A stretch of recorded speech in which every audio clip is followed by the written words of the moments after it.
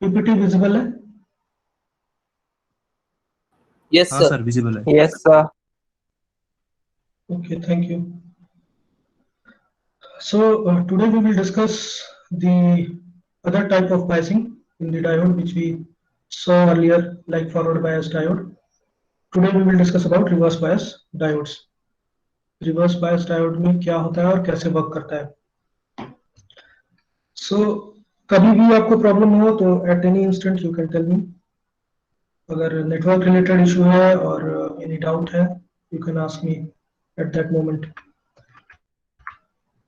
So this already we have discussed forward biasing and today's topic is reverse biasing. So forward biasing में हमने क्या discuss किया था? Just quick review. क्या था कि पीएन जंक्शन है आपका, the positive terminal of p type semiconductor. ये p type semiconductor है और ये n type semiconductor है.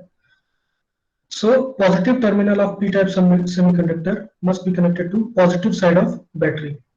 अगर positive side of battery P type semiconductor से कनेक्टेड है और negative side of battery N type semiconductor से कनेक्टेड है, then this arrangement will be called as forward biasing. ठीक है, तो ये फॉरवर्ड बायसिंग अरेंजमेंट है. अब इसका जस्ट ऑपोजिट अरेंजमेंट क्या हो जाएगा? Reverse biasing. रिवर्स बायसिंग में क्या होगा?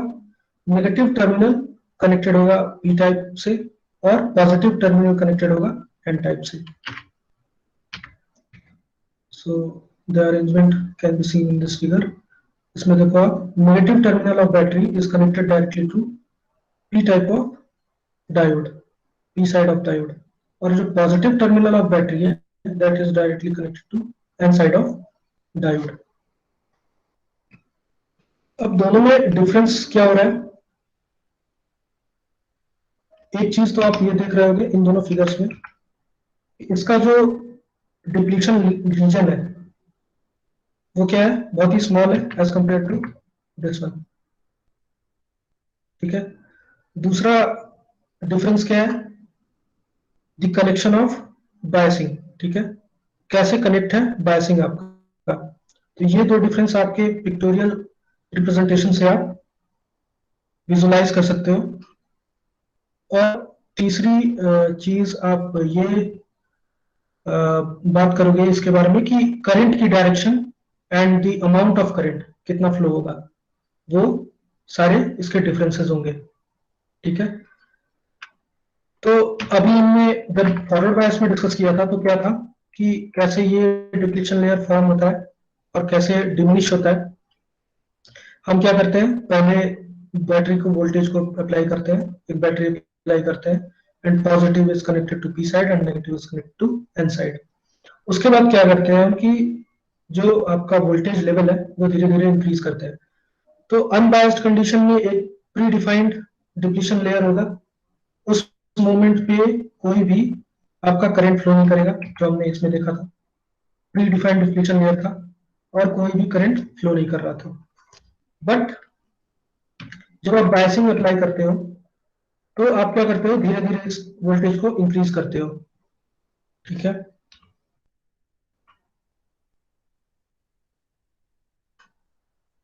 जब धीरे धीरे आप इसको इंक्रीज करते हो वोल्टेज को, देन उस मोमेंट पे क्या होता है, यहाँ पे जो डिप्लीशन लेयर है वो कम होता जाता है. क्यों कम होता जाता है? क्योंकि ये पॉजिटिव पोटेंशियल, पॉजिटिव वोल्टेज इधर होल्स पे रिपल फोर्स अप्लाई करेगा और ये negative potential, negative side of battery इधर इलेक्ट्रॉन पे रिपल फोर्स अप्लाई करेगा. जब रिपल फोर्स अप्लाई करेगा सो क्या होगा कि इसकी टेंडेंसी होगी इधर मूव करने की, इलेक्ट्रॉन्स की टेंडेंसी होगी पी साइड में मूव करने की, और पी साइड में जो होल्स है उनकी टेंडेंसी होगी एन साइड में मूव करने की. और जब ये मूव करेंगे तो यहाँ पे इन मोबाइल जो चार्ज कैरियर्स थे, ठीक है, जैसे होल्स में अगर हम देखें तो पी साइड में हमारा क्या होता है, mobile charge carrier negative ion होता है और एन साइड में इलेक्ट्रॉन्स होते हैं मेजॉरिटी में, तो उसमें जो इमोबाइल आयन होते हैं दोज आर पॉजिटिव आयंस. ठीक है, सो नेगेटिव आयन और पॉजिटिव आयन जब इनके थ्रू फोर्स आएगा तो जो एक्सेस इलेक्ट्रॉन इसके थ्रू प्रोवाइड है जो बैटरी के थ्रू एक्सेस इलेक्ट्रॉन्स आ रहे हैं वो क्या करेंगे, इस पे फोर्स अप्लाई करेंगे, और जो भी यहाँ पे पहले से प्रेजेंट है जो इमोबाइल आयंस, उनको कैरी करके ये दूसरे रीजन में पास करेंगे। और ऐसे आपका जैसे जैसे आप वोल्टेज बढ़ाते जाओगे वैसे वैसे ये जो लेयर है वो कम होती जाएगी, कम होती जाएगी। एक इंस्टेंट ऐसा आएगा जब इसके बीच में कोई लेयर नहीं रहेगी, और उस पर्टिकुलर इंस्टेंट पे हम क्या बोलेंगे कि डायोड आपका कोई भी डिप्लीशन लेयर नहीं है और फ्री फ्लो हो रहा है करंट का। सो इस डायरेक्शन में आपका जो करंट है वो फ्री फ्लो कर रहा है, क्योंकि पॉजिटिव आपने इधर अप्लाई किया है और होल्स पे आप फोर्स इधर लगा रहे हो। सो जो करंट का फ्लो होगा in the direction of flow, hole flowing होगा, ठीक है। जिधर आपका होल फ्लो करेगा उसी डायरेक्शन में करंट का फ्लो होगा। और इन other words you can also say that कि जो इलेक्ट्रॉन की मूवमेंट होती है उसी के ऑपोजिट डायरेक्शन में जो फ्लो होता है वो करंट का डायरेक्शन होता है। So in this case electrons are moving towards P side, so जो करंट की डायरेक्शन होगी वो opposite to electron flow direction होगी, that will be towards hole current flow direction, ठीक है। तो ये आपका था फॉरवर्ड बायसिंग के केस में। यहाँ पे क्लियर है सबको? सर एक बार रिपीट कीजिएगा, लास्ट एक बार। ठीक है। सो इधर पे आपका क्या है, मेजॉरिटी ऑफ होल्स है पी साइड में, और इधर क्या है, मेजॉरिटी ऑफ इलेक्ट्रॉन्स है, ठीक है। इतना क्लियर है? हाँ सर, हाँ। हाँ या ना बताओ। ठीक है। सो मेजॉरिटी ऑफ होल्स है अगर इधर, और इधर मेजॉरिटी ऑफ इलेक्ट्रॉन्स है, तो क्या होगा, होल्स की कैपेबिलिटी क्या होगी, इनके पास नेगेटिव आयन है। नेगेटिव आयन क्यों है, क्योंकि ये इलेक्ट्रॉन एक्सेप्ट करने की कैपेबिलिटी है। और इसके पास पॉजिटिव आयन क्यों है पहले से, क्योंकि इसका इलेक्ट्रॉन देने की कैपेबिलिटी है। तो जैसे ही ये इलेक्ट्रॉन एक देगा तो क्या होगा, एक पॉजिटिव आयन यहाँ पे छूट जाएगा, ठीक है। जैसे ही ये एक इलेक्ट्रॉन एक्सेप्ट करेगा एट दिस पॉइंट, तो क्या करेगा, एक नेगेटिव आयन यहाँ पे छूट जाएगा, क्योंकि ये तब तक होगा जब तक आपने बायसिंग अप्लाई नहीं किया है, और एक रीजन फॉर्म हो जाएगा जिसको हम बोलते हैं डिप्लीशन रीजन। बट जब आप बायसिंग अप्लाई करते हो तो क्या होगा, इस particular number of majority holes पे एक फोर्स पड़ेगा पॉजिटिव का, और इधर जो मेजॉरिटी इलेक्ट्रॉन्स है उस पे एक नेगेटिव बायस की वजह से फोर्स पड़ेगा रिपेलिंग फोर्स। और उन रिपेलिंग फोर्स की वजह से क्या होगा, इधर जो इमोबाइल चार्ज कैरियर्स है जो नॉन मूवेबल है, ये मूव नहीं कर सकते ऑटोमेटिकली, तो उसको क्या करेगा, इधर से इलेक्ट्रॉन कैरी करेगा, इधर से कैरी करके इधर लेके जाएगा, और इधर जो आपके नेगेटिव आयंस है उसको क्या करेगा, जो होल्स होंगे वो कैरी करके एन साइड में लाएंगे। When this process is going on, तो क्या होगा कि जो आपका डिप्लीशन लेयर होगा उसकी विड्थ कम होती जाएगी, क्योंकि यहाँ पे जो आपके इमोबाइल चार्ज कैरियर्स है वो कम हो रहे हैं। तो जैसे जैसे ये कम होते जाएंगे वैसे वैसे ये डिप्लीशन लेयर और कम होती जाएगी, कम होती जाएगी। एक इंस्टेंट ऐसा आएगा उस पर्टिकुलर वोल्टेज पे यहाँ पे कोई भी डिप्लीशन लेयर नहीं रहेगा, और उस मोमेंट पे हम क्या कहेंगे कि यहाँ पे कोई भी रेजिस्टेंस प्रोवाइड नहीं हो रहा है, मतलब कोई भी आपका डिप्लीशन लेयर नहीं है, फ्री फ्लो हो रहा है करंट का। क्लियर है? Okay sir, okay. ठीक है। तो अब इसी का ऑपोजिट आपको क्या इमेजिन करना है उसके लिए, ठीक है, रिवर्स बायसिंग केस में। So we will move to our reverse biasing case. अब रिवर्स बायसिंग केस में देखो आप क्या हो रहा है, नेगेटिव पोटेंशियल अप्लाइड है पी साइड पे, और पॉजिटिव पोटेंशियल अप्लाइड है एन साइड पे। नाउ अब इस नेगेटिव पोटेंशियल का नेचर क्या होगा, it will attract positive charge, और you can say in other words it will attract holes. Holes attract करेगा, जैसे यहां पे हमने क्या देखा था प्रीवियस केस में, यहाँ पे रिपेलिंग फोर्स लग रहा था नेगेटिव का इलेक्ट्रॉन्स पे और पॉजिटिव का होल्स पे। उसका ऑपोजिट यहाँ पे होगा, नेगेटिव क्या करेगा, होल्स को अट्रैक्ट करेगा, और पॉजिटिव करेगा इस इलेक्ट्रॉन को अट्रैक्ट करेगा। तो अब एक बस इमेजिनेशन एक करना है आपको कि जब आप ऐसा अरेंजमेंट आपके पास है और ये नंबर ऑफ होल्स आपके इस नेगेटिव पोटेंशियल की तरफ अट्रैक्ट हो रहे हैं, एंड नंबर ऑफ जो मेजॉरिटी इलेक्ट्रॉन्स है वो पॉजिटिव पोटेंशियल की तरफ अट्रैक्ट हो रहे हैं, तो ऑब्वियसली क्या होगा, जो लेयर होगा वो इंक्रीज होगा, क्योंकि यहाँ पे क्या हो रहा है कि जो कैरियर्स थे वो मूव आउट कर रहे हैं इधर से, और इधर से भी आपके कैरियर्स मूव आउट कर रहे हैं। तो जो आपका प्रीवियस केस में कम होता जा रहा था डिप्लीशन लेयर, वो क्या होगा अब रिवर्स बायसिंग केस में बढ़ता जाएगा। क्लियर है? सर एक बार और प्लीज। क्लियर है, ठीक है। नेगेटिव आपका क्या कर रहा है, नेगेटिव पोटेंशियल क्या कर रहा है, होल को अट्रैक्ट कर रहा है, होल्स होल्स पे अट्रैक्ट कर और रहा है सर, होल्स को। हाँ ठीक है, हाँ और पॉजिटिव हाँ। और जो आपका बायसिंग है वो पॉजिटिव क्या वो कर रहा है, इलेक्ट्रॉन्स को अट्रैक्ट इलेक्ट्रॉन्स कर को रहा है। अट्रैक्ट कर रहा है। हाँ। अब जब ये इलेक्ट्रॉन्स को अट्रैक्ट करेगा और ये होल्स को अट्रैक्ट करेगा, तो यहाँ पे क्या हो रहा है, यहाँ पे जो रीजन है वो रीजन बढ़ेगा, क्योंकि यहाँ से जो मेजॉरिटी कैरियर्स डिप्लेशन थे वो रीजन। मूव कर रहे हैं। ठीक है, हाँ डिप्लीशन लेयर आपके क्या होगा, मूव बढ़ेगा। क्यों बढ़ेगा, क्योंकि यहाँ पे जो कैरियर्स थे वो मूव कर रहे हैं। ठीक है, हाँ अगर towards this depletion layer move करते तब तो ये कॉन्ट्रैक्ट होता, कम होता, बट ये क्या कर रहे हैं कि outside of depletion layer move कर रहे हैं। तो जैसे जैसे मूव करेंगे तो ये जो यहाँ पे नंबर ऑफ इलेक्ट्रॉन्स थे वो इधर आके मिल रहे हैं, मतलब इधर आके कंबाइन हो रहे हैं, और इधर जो यहाँ पे जो नंबर ऑफ होल्स थे वो क्या हो रहे हैं, इधर की तरफ मूव आउट कर रहे हैं। तो यहीं पे क्यों बढ़ रहा है, इधर क्यों नहीं बढ़ रहा है, ये भी आप सोच सकते हो।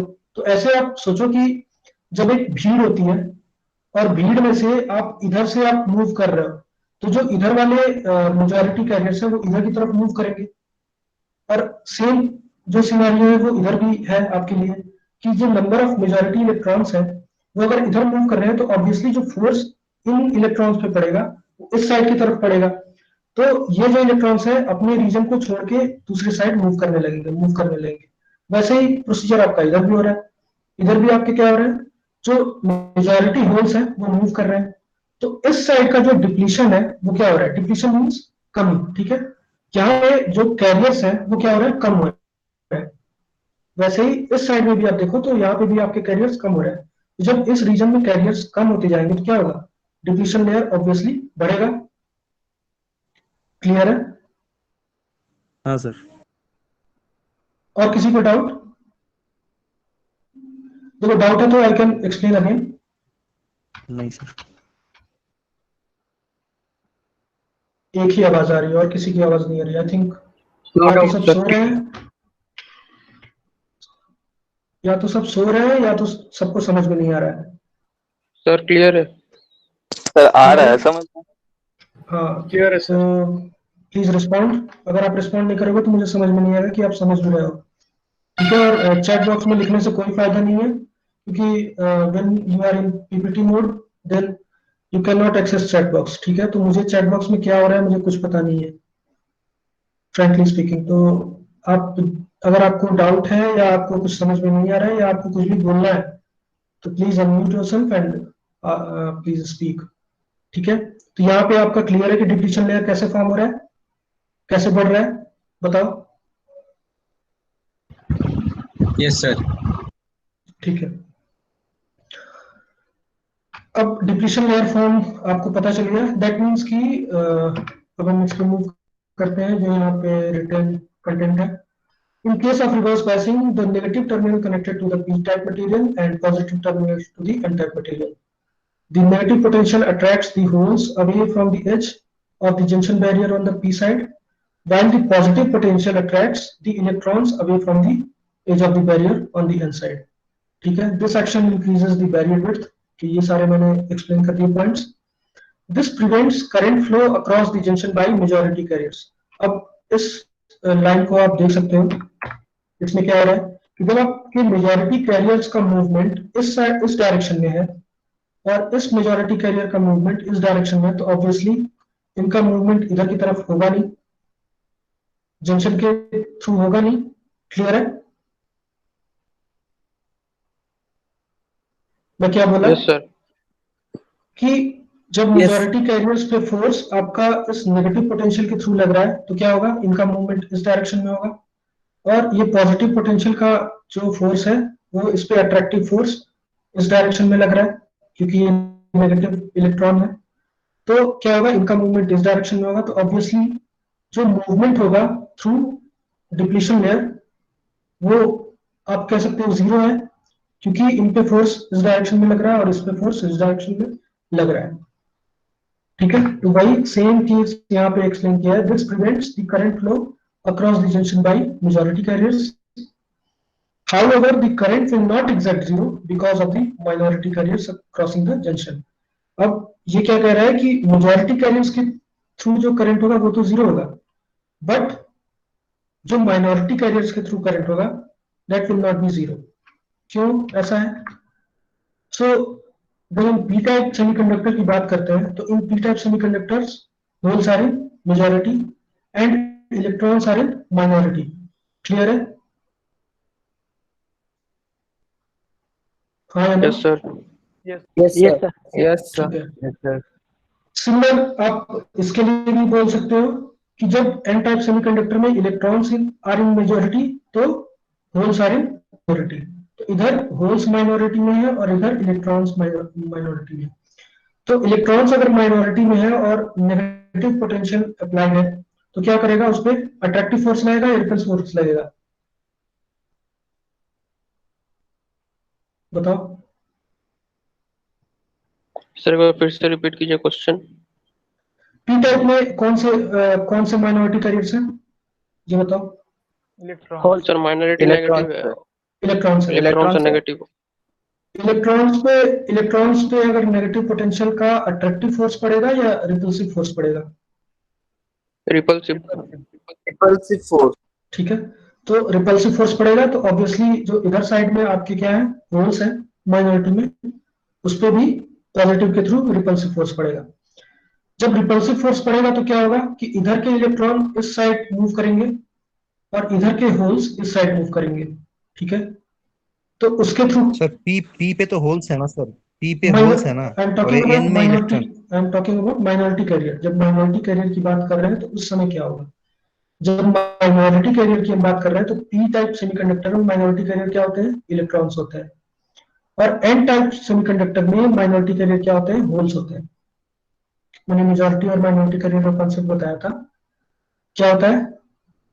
क्लियर है?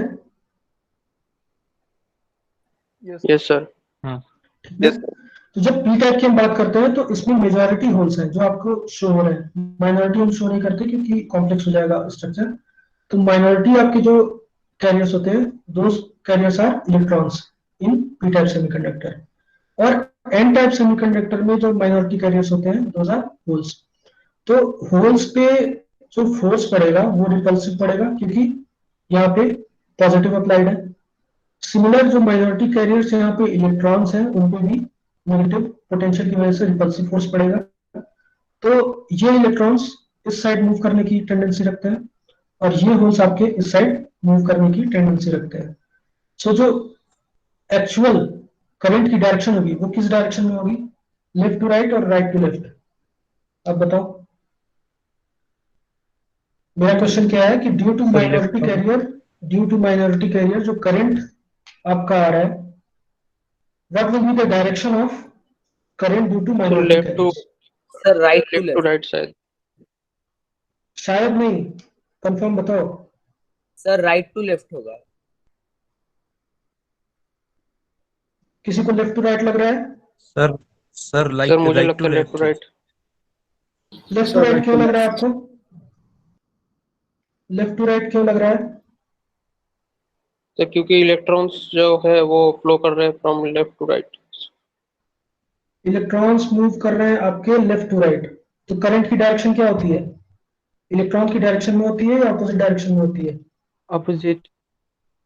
अपोजिट होती है तो करंट की यस डायरेक्शन सर। क्या होगी? Yes sir. Yes right to ठीक है, लेफ्ट। Right to left. ठीक है, तो करंट की डायरेक्शन क्या हो जाएगी आपकी? Right to left. सो यही आपका एक्सप्लेन किया है इस पर्टिकुलर पॉइंट में कि however the current will not exact zero because of the minority carriers crossing the junction. तो माइनॉरिटी कैरियर्स आपके क्या कर रहे हैं? जंक्शन को क्रॉस कर रहे हैं, that's why the exact current passing through the junction will not be zero. Now the next point is there are minority current carriers in both regions, holes in the n-type material and electrons in the p-type materials. With reverse bias, the electrons in the p-type material are repelled toward the junction by the negative terminal as the electron moves across the junction, it will neutralize positive ion in the n-type material. Vice versa, the holes in the n-type material. This movement of minority carriers is called a reverse saturation current. अब इसी movement को हम क्या कहते हैं, reverse saturation current कहते हैं, क्योंकि यहाँ पे इस पर्टिकुलर फिनोमिना में कहीं भी आपका मेजॉरिटी कैरियर के थ्रू करंट जनरेट नहीं हो रहा है, केवल आपका माइनॉरिटी कैरियर के थ्रू करंट आपका जनरेट हो रहा है. That's why we name this particular current. ठीक है, हम इस पर्टिकुलर करंट को एक नेम देते हैं, उसको हम बोलते हैं रिवर्स सैचुरेशन करंट. सैचुरेशन मतलब आपको पता ही है, जब एक सैचुरेशन आ जाता है और कांस्टेंट करंट फ्लो करता है, तो उस पर्टिकुलर मोमेंट को हम बोलते हैं रिवर्स सैचुरेशन करंट. रिवर्स क्यों बोल रहे हैं, क्योंकि हमने रिवर्स बायस अप्लाई किया है. और सैचुरेशन करंट क्यों बोल रहे हैं, क्योंकि एक स्मॉल कांस्टेंट करंट है which is generated due to the minority carriers. Clear है सबको? Yes, sir. ठीक है. Excuse me sir. Now minority carriers generate. हाँ बताइए. सर एक डाउट है सर, पी और एन टाइप के बीच में सर बहुत बड़ा सा गैप है ना डिप्लीशन रीजन का, तो माइनॉरिटी चार्जेस फ्लो कैसे करेंगे सर? हाँ जी, हाँ जी,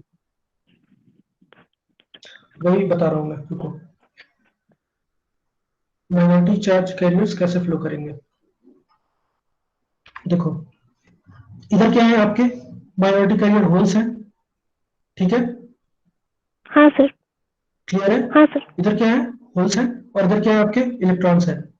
ठीक है, हाँ सर. जब इलेक्ट्रॉन्स की टेंडेंसी होगी इधर मूव करने की, तो क्या करेगा, इलेक्ट्रॉन्स पे क्या होते हैं, पॉजिटिव आयन होते हैं.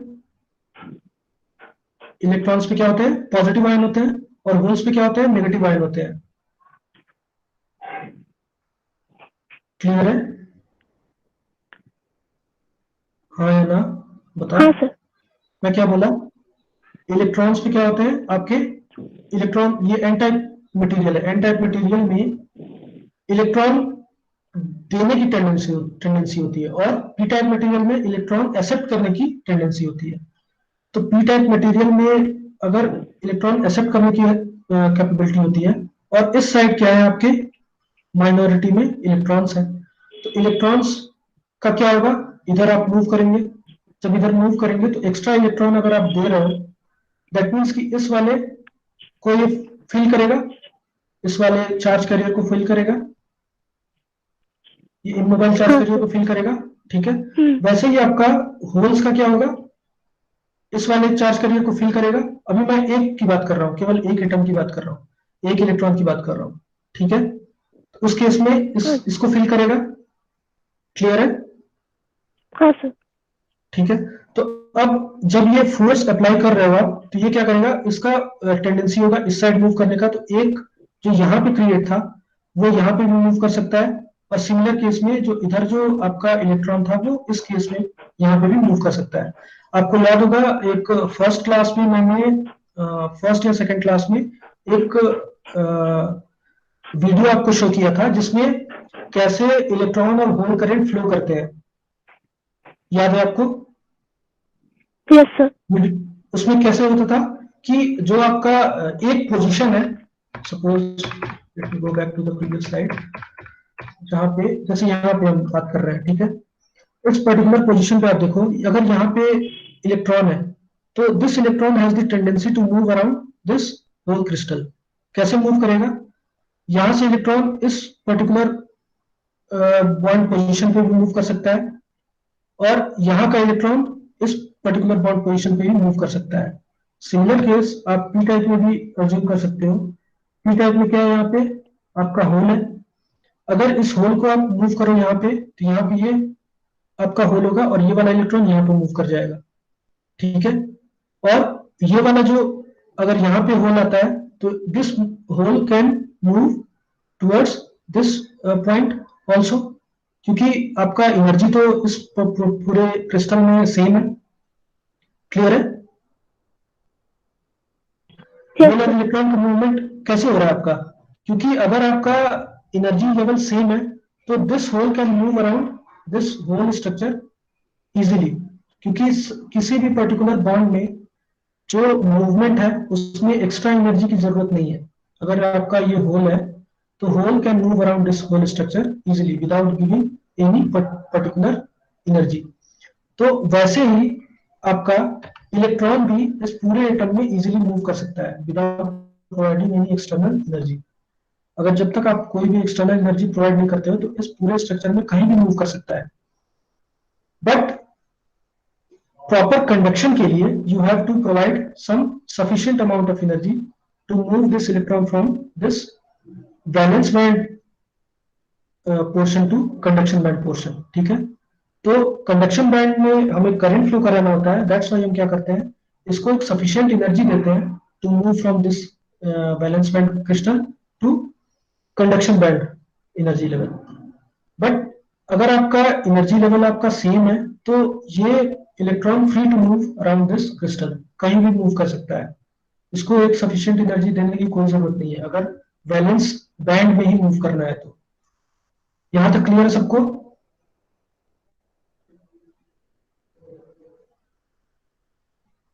बात समझ में आ रही है? फिर से एक्सप्लेन करता Yes, हूँ। sir. जब एक बैलेंस बैंड, चलो रुको फिर से बताता हूँ मैं। कंडक्शन बैंड बैलेंस बैंड में मूव करते हैं। कहाँ पे है हमारा एग्जैक्ट स्ट्रक्चर?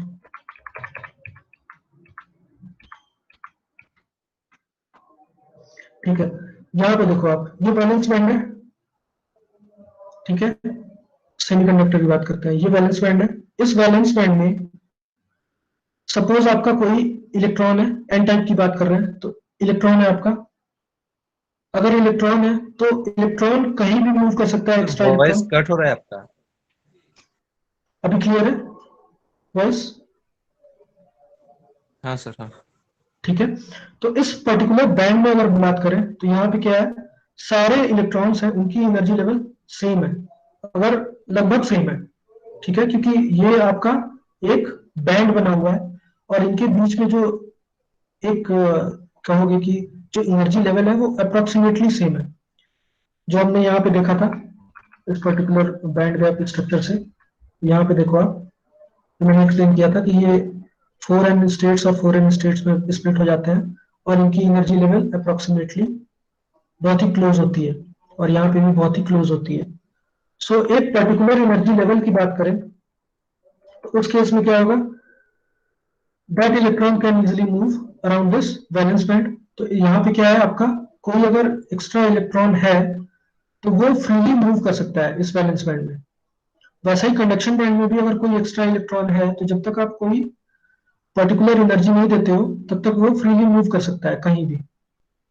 ठीक है, होगा क्या ज्यादा से ज्यादा कि एक जगह आपका अगर इलेक्ट्रॉन है तो दूसरी जगह आपका एक्सेस इलेक्ट्रॉन फिर से हो जाएगा, और एक जगह आपका अगर होल है तो दूसरी जगह एक्सेस होल हो जाएगा। जैसे यहाँ पे आप देखो, यहाँ पे एक होल है। अब इस होल को मूव करने के लिए कोई एनर्जी की जरूरत नहीं है, it can easily move from this position to this position. तो यहाँ पे होल हो जाएगा और यहाँ पे इलेक्ट्रॉन आपका फुल बॉन्ड फॉर्मेशन कर लेगा। जो आप ऑक्टेट की बात करते हो तो ऑक्टेट से स्टेबल बॉन्ड यहाँ पे फॉर्म हो जाएगा और this hole can move to this position easily without giving any external energy. तो ये मूवमेंट इजिली हो सकता है। वही केस हम यहाँ पे डिस्कस कर रहे हैं इस केस में, रिवर्स बायसिंग केस में। अगर आपका यहाँ पे एक्सेस होल है तो एक होल, अगर आपका एक एटम की बात कर रहे हैं तो एक होल क्या करेगा, इससे स्विच करेगा, यहाँ पे पोजीशन पे मूव करेगा। जब इसको मूव करेगा तो ये क्या करेगा, इसको न्यूट्रलाइज करेगा, क्योंकि होल्स के पास क्या है, होल्स के पास क्या है बताओ, कौन से आयन है? सर पॉजिटिव चार्जेस है। Positive charge, positive ion. Holes के पास पॉजिटिव आयन है। Negative ion. कंफ्यूज हो गया यहीं पे। इलेक्ट्रॉन्स पे पास क्या है? Positive ion. हाँ सर, समझ में आ गया सर। हाँ सर, ठीक है, क्लियर। सो यहाँ पे क्या है, होल्स है, होल्स पे पॉजिटिव, होल्स पे क्या है, नेगेटिव आयन है। ठीक है, जब होल्स पे नेगेटिव आयन है तो इसको न्यूट्रलाइज करेगा एक की बात कर रहा है, करेगा। Yes sir. और आपका फोर्स पड़ रहा है इस पे, ठीक है, फोर्स अभी भी है, फोर्स एक्टिंग कर रहा है, फोर्स आपने स्टॉप नहीं किया है, जो आपका पॉजिटिव फोर्स है वो अभी भी एक्ट कर रहा है। तो वो वाला फोर्स इसको पुश करेगा इस साइड में, इस वाले पे मूव करेगा। अब जब इस साइड पे मूव करेगा तो जो यहाँ का पॉजिटिव आयन था वो यहाँ पे आ जाएगा, स्विच कर जाएगा। क्लियर है? Yes sir. एक ही आवाज आ रही है। ये फोर्स एक्ट कर रहा है इस पे, ठीक है, यहाँ पे होल है, इसने यहाँ से इंटरचेंज किया पोजीशन, फिर यहाँ पे इंटरचेंज करेगा पोजीशन। क्यों? क्योंकि यहाँ पे फोर्स एक्ट कर रहा है। सिमिलर पोजीशन, सिमिलर फिनोमेना यहाँ पे भी हैपन होगा। क्या होगा? यहाँ पे आपका इलेक्ट्रॉन है, इलेक्ट्रॉन इस पोजीशन पे मूव करेगा, फोर्स एक्ट कर रहा है, फिर इस पोजीशन पे मूव करेगा, फोर्स एक्ट कर रहा है, क्योंकि न्यूट्रलाइजेशन पावर है इनके पास। इस होल के पास क्या है? आपका नेगेटिव आयन है जो इसको न्यूट्रलाइज कर सकता है, इस इलेक्ट्रॉन के पास पॉजिटिव आयन है जो इसको न्यूट्रलाइज कर सकता है। तो उसके थ्रू क्या करेगा? ये एक पोजीशन स्विच करता जाएगा और दूसरे रीजन में मूव करेगा। क्लियर है? Yes sir. Yes sir. किसी को doubt? No sir. No sir.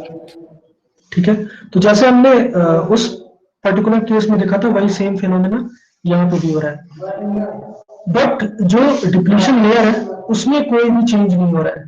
क्यों नहीं हो रहा है? क्योंकि जो ये चार्ज कैरियर्स है they are in very small number, बहुत ही स्मॉल नंबर हो रहा है, क्योंकि इसीलिए हम क्या कह रहे हैं उनको माइनॉरिटी चार्ज कैरियर कह रहे हैं, क्योंकि बहुत ही स्मॉल नंबर में प्रेजेंट है। In P type semiconductor electrons are in minority carriers, और एन टाइप सेमीकंडक्टर आपके holes are in minority carriers. ठीक है, तो होल्स आपके माइनॉरिटी कैरियर होते हैं एन टाइप में, और पी टाइप में इलेक्ट्रॉन्स माइनॉरिटी कैरियर होते हैं, और बहुत ही स्मॉल आपका जो चार्ज कैरियर्स होते हैं। दैट्स वाई जो करंट उनके थ्रू प्रोड्यूस होती है that will also be very small. तो जो इसका आप कह सकते हो जो यूनिट होता है वो अप्रोक्सीमेटली नैनो एम्पियर और माइक्रो एम्पियर होता है।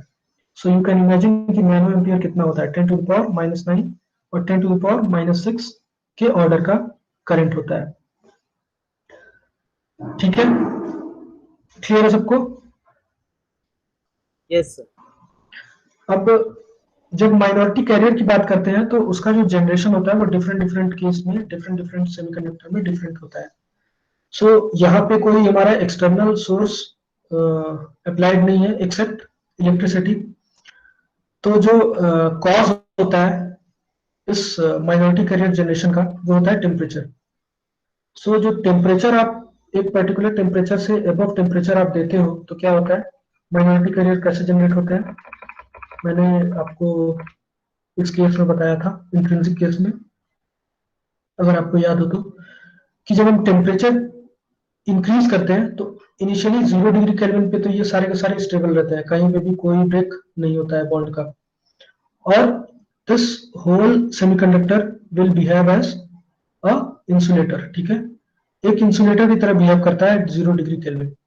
ठीक है, क्योंकि कोई कंडक्शन नहीं हो रहा है, कोई एक्सेस इलेक्ट्रॉन आपके कंडक्शन बैंड में नहीं है, सारे के सारे इलेक्ट्रॉन्स एंड होल्स जो भी प्रेजेंट है वो वैलेंस बैंड में है, और सारे के सारे चार्ज कैरियर्स बॉन्डेड है एट 0 डिग्री केल्विन।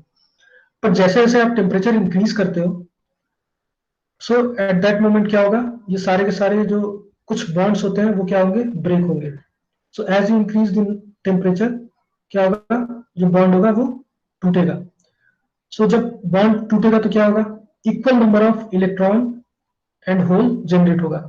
सपोज इस पर्टिकुलर बॉन्ड की हम बात करें तो अगर यहां से हम बॉन्ड को तोड़ते हैं तो क्या होंगे, एक इलेक्ट्रॉन अगर यहां से टूट के कंडक्शन बैंड में जाएगा तो यहाँ पे सेम एक होल जनरेट करेगा। तो equal number of electron and hole will be generated through this process in intrinsic semiconductor. ठीक है, तो मेरे कहने का क्या मतलब है कि माइनॉरिटी कैरियर्स से जो करंट फ्लो होता है और माइनॉरिटी कैरियर्स जो जनरेट होते हैं वो किससे होते हैं, due to increase in temperature of particular material. ठीक है, जैसे जैसे आप टेम्परेचर को इंक्रीज करते हो वैसे वैसे उनके चार्ज कैरियर्स की जो अमाउंट है वो इंक्रीज होता है और उसके थ्रू करंट फ्लो होता है। अब जब आप टेम्परेचर इंक्रीज करोगे तो ऑब्वियसली करंट ज्यादा होगा, लेकिन चूंकि जो माइनॉरिटी कैरियर्स है बहुत ही कम होते हैं, क्योंकि इतना ज्यादा टेम्परेचर आप दे नहीं सकते। अगर बहुत ज्यादा टेम्परेचर दे दोगे तो ऑब्वियसली जो आपका डिवाइस है वो क्या होगा, बर्न आउट हो जाएगा, जल जाएगा, कोई फायदा नहीं होगा उसको यूज करने का। तो एक पर्टिकुलर टेम्परेचर ही आप दे सकते हो जिसपे वो डिवाइस सस्टेन कर सके। तो हर एक सेमीकंडक्टर का different different sustainable maximum temperature होता है।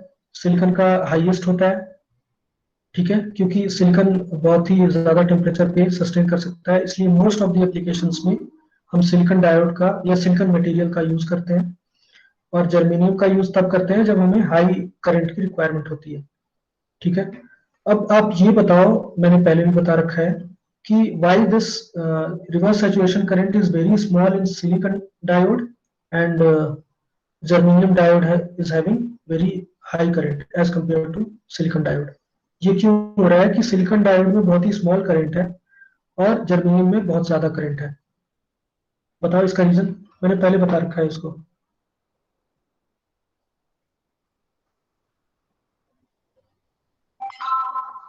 बताइए, रिकॉल कीजिए।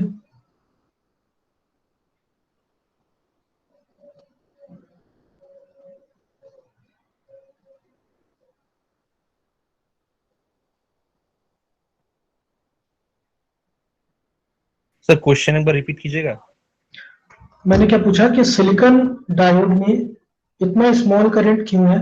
सपोज मेरे पास दो डायोड्स हैं, एक हमारे पास सिलिकॉन डायोड है और एक हमारे पास जर्मेनियम डायोड है। मैंने दोनों को सेम टेम्परेचर दिया, सपोज 300 डिग्री केल्विन। अब 300 डिग्री केल्विन देने के बाद जो करंट जनरेट हो रहा है वो उसका ऑर्डर जर्मेनियम डायोड में माइक्रो एम्पियर का है और सिलिकॉन डायोड में नैनो एम्पियर का है।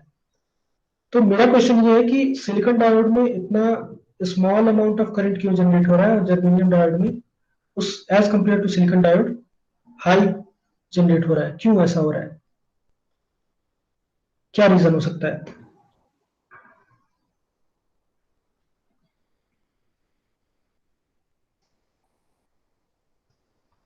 बताइए। सर रेजिस्टेंस रेजिस्टेंस एक पे रेजिस्टेंस ज्यादा है, एक क्यों आ पे रहा कम है? है, इसलिए। एनर्जी क्यों आ गैप रहा सर, है energy resistance? Gap, energy gap. और किसी सर को? जर्मेनियम का सर 0.7 है एनर्जी गैप और सिलिकॉन का 1.1 ईवी है। तो जर्मेनियम में एनर्जी गैप कम होने के कारण कंडक्शन ज्यादा होता है, आई थिंक सर। ये तो मतलब सही है आपका आंसर, बट अगर कॉन्सेप्चुअली कहें तो थोड़ा सा और अंदर जाने की जरूरत है, क्यों ऐसा हो रहा है। मैंने इसका भी रीजन बताया था, न्यूक्लियस से रिलेटेड कुछ था।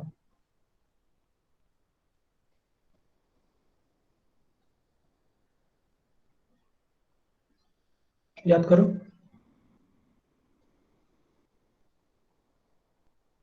ठीक है, सिलिकॉन का एटॉमिक नंबर क्या होता है?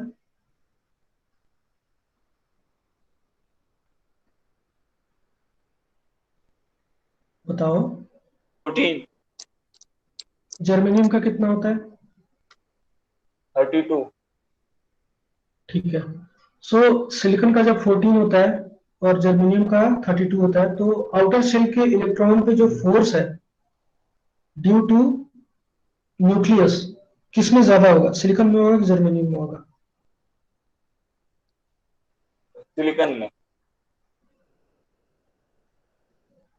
एक ही आवाज आ रही है। सर फिर से बोलिए थोड़ा।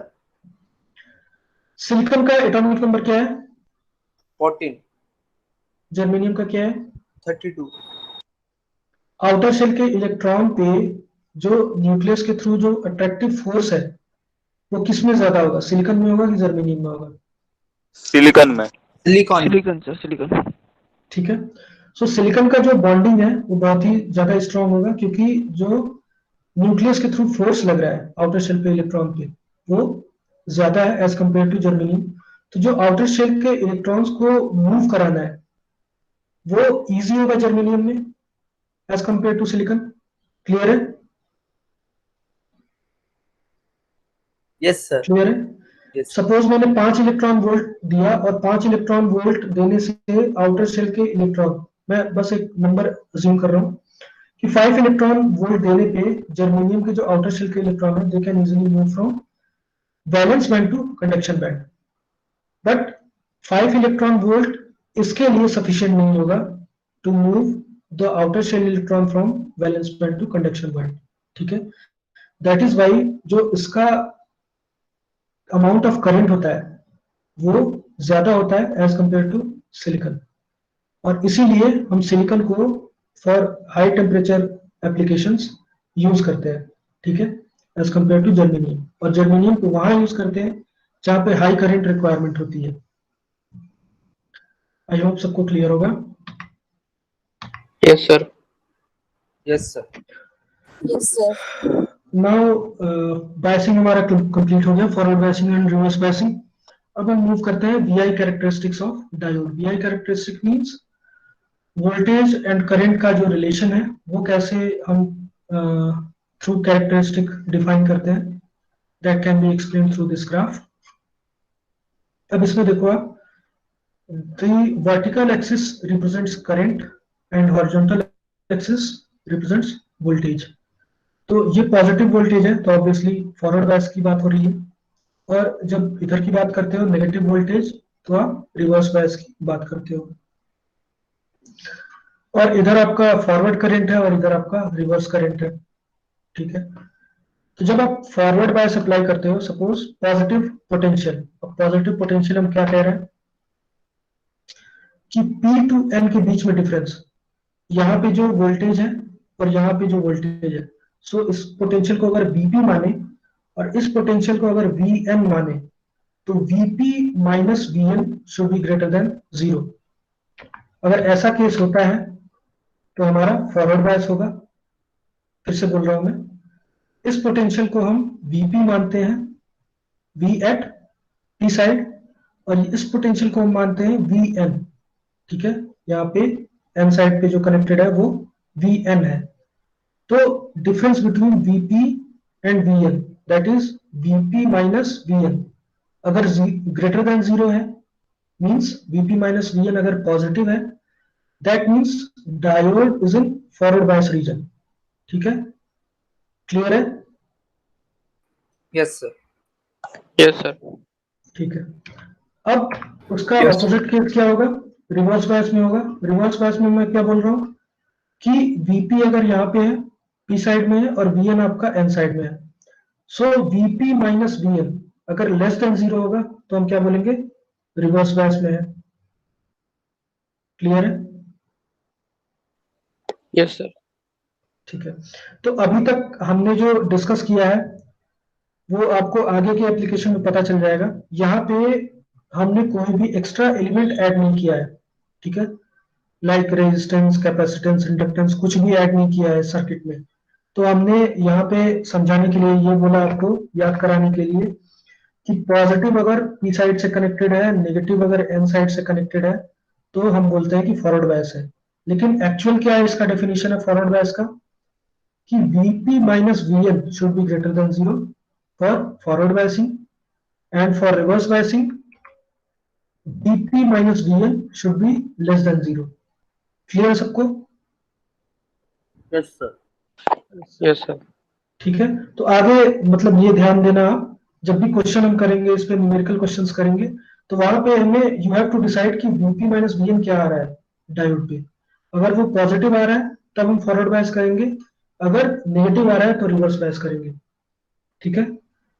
जनरली होता क्या है कि जो स्टूडेंट्स होते हैं वो देखते हैं कि ये नेगेटिव इसका कनेक्टेड है P साइड से और पॉजिटिव इसका कनेक्टेड है N साइड से, तो ये ऑब्वियसली रिवर्स बायस ही होगा। बीच में आपका कुछ आपके एलिमेंट्स लगा दो, एक बड़ा सा सर्किट बना दो, तो वो केस नहीं है। आपको फाइंड आउट करना पड़ेगा कि एग्जैक्ट Vp माइनस Vn क्या आ रहा है, पॉजिटिव आ रहा है कि नेगेटिव आ रहा है।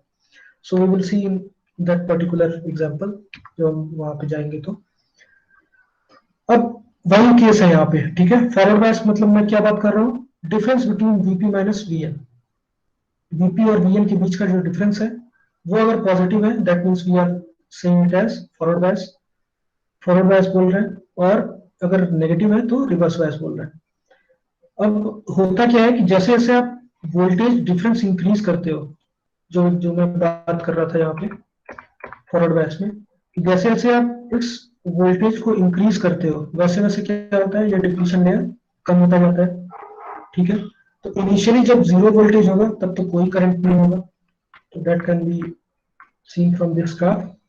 जब जीरो वोल्टेज डिफरेंस है, कोई भी वोल्टेज डिफरेंस नहीं है, तो यहाँ पे जीरो करंट है।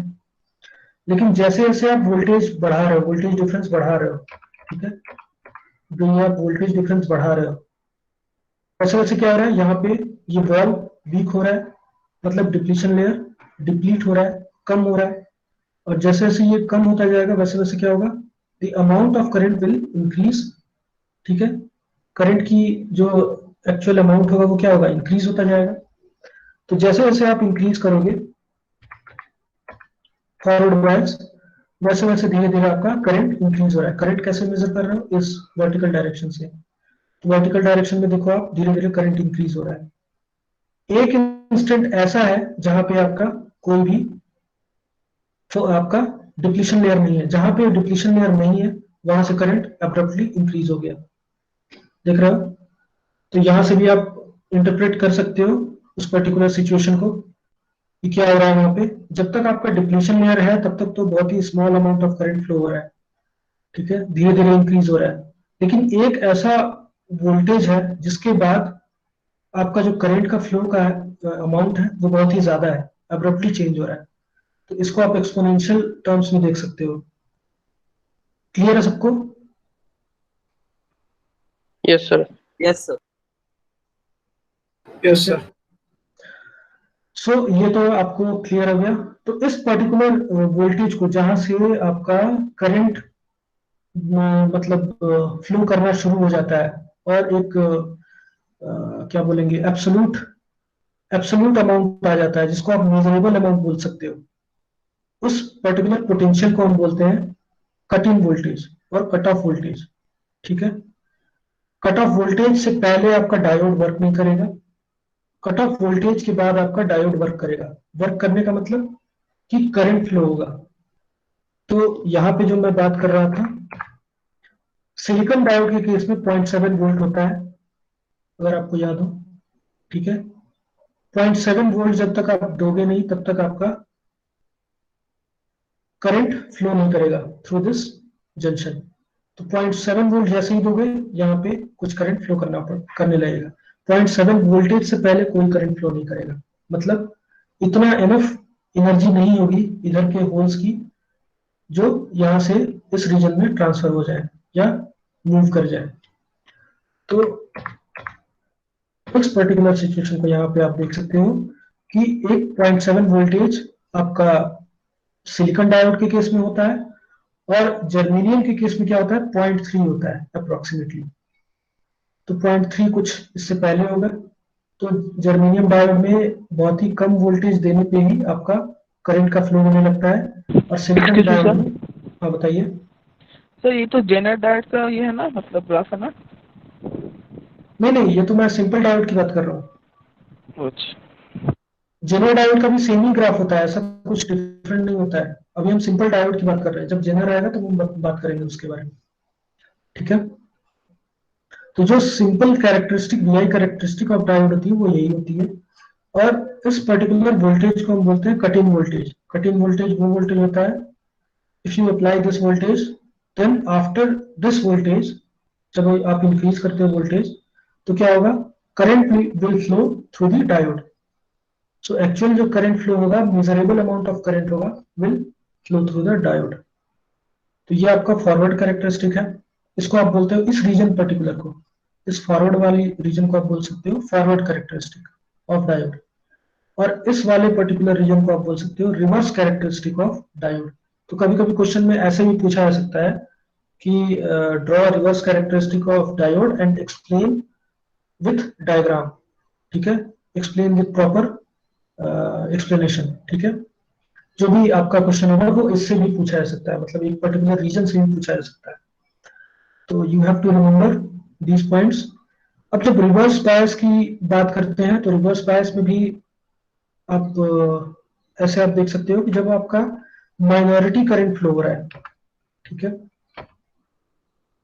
तो बहुत ही small amount of current flow हो रहा है, ठीक है, जब तक माइनॉरिटी है। लेकिन एक समय ऐसा भी आएगा जब ये पूरे के पूरे जो मेजॉरिटी है वो मूव आउट कर जाएंगे, इधर भी मेजॉरिटी मूव आउट कर जाएंगे, और एक सिचुएशन ऐसा आएगा कि सारे के सारे मोबाइल चार्ज कैरियर हो जाएंगे। ऐसा भी हो सकता है अगर आप बहुत ज्यादा वोल्टेज, रिवर्स वोल्टेज अप्लाई कर दो बिटवीन दिस डायोड, ठीक है, तो आपका ये जो डिप्लीशन लेयर है वो बढ़ता बढ़ता बहुत ज्यादा हो जाएगा। तो उस केस में क्या होगा कि जब ये बहुत ज्यादा हो जाएगा तो एक ऐसा सिचुएशन आएगा कि उससे ज्यादा नहीं बढ़ सकता और ये ब्रेक डाउन हो जाएगा। Break down means actual work नहीं करेगा, जो इसका परफॉर्मेंस है वो नहीं देगा। एक्चुअल वर्क क्या था इसका? करंट को कंट्रोल करना, करंट को कंट्रोल करना इसका एक्चुअल वर्क था। बट जब एक ऐसा पोटेंशियल आप दोगे जिसके बाद उसमें कोई माइनॉरिटी कैरियर बचेंगे ही नहीं और मेजॉरिटी कैरियर नहीं बचेंगे, तो आपका क्या होगा? ब्रेक डाउन हो जाएगा। ब्रेक डाउन मीन्स कि करंट पे कोई भी कंट्रोल नहीं होगा, करंट जो भी आएगा वो फ्लो करेगा। तो उसको आप ऐसे देख सकते हो। यहां तक तो आपका माइनॉरिटी कैरियर था, ठीक है, इस पोजीशन तक माइनॉरिटी कैरियर था, तो बहुत ही small amount of current flow हो रहा था। ये एक्चुअली अगर देखोगे तो बहुत ही स्मॉल अमाउंट ऑफ करंट है और कांस्टेंट करंट होता है लगभग, कि बहुत ही स्मॉल होता है, इतना स्मॉल होता है कि अप्रोक्सीमेटली ये फ्लैट लाइन होगा, ठीक है, क्योंकि नैनो एम्पियर और माइक्रो एम्पियर की बात कर रहे हो तो उस केस में अप्रोक्सीमेटली फ्लैट हो जाता है ये कर्व। तो उस पर्टिकुलर इंस्टेंट पे जब आपका ब्रेकडाउन हो जाएगा तो देख सकते हो कि अब्रप्ट चेंज आ रहा है करंट में, रिवर्स डायरेक्शन में कोई कंट्रोल नहीं है करंट में, ठीक है। तो इस पर्टिकुलर इंस्टेंट को हम बोलते हैं, इस पर्टिकुलर वोल्टेज को बोलते हैं ब्रेकडाउन वोल्टेज, ठीक है। और उससे भी ज्यादा अगर वोल्टेज दे दोगे, ब्रेकडाउन वोल्टेज से भी ज्यादा वोल्टेज दे दोगे, तो आपका जो डायोड होगा वो बर्न आउट हो जाएगा, जल जाएगा, फिर काम नहीं करेगा। क्लियर है सबको? Sir forward